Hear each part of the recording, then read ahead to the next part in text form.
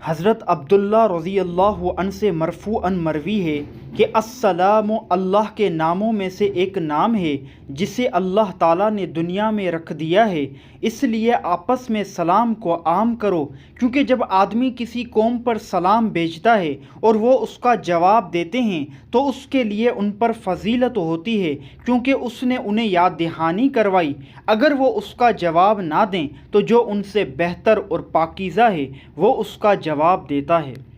حضرت ابوذر رضی اللہ عنہ سے مرفوعاً مروی ہے کہ تم اپنے بھائی سے مسکرا کر ملو تو یہ بھی تمہارے لیے صدقہ ہے، اور تم نیکی کا حکم کرو، برائی سے روکو، یہ بھی تمہارے لیے صدقہ ہے، اور بھٹکے ہوئے کو راستہ بتاؤ، یہ بھی تمہارے لیے صدقہ ہے، اور کسی نابینا کو راستہ دکھاؤ، یہ بھی تمہارے لیے صدقہ ہے، اور راستے سے پتھر، کانٹا اور ہڈی ہٹاؤ تو یہ بھی تمہارے لیے صدقہ ہے، اور تم اپنے ڈول سے اپنے بھائی کے ڈول میں پانی ڈالو تو یہ بھی تمہارے لیے صدقہ ہے۔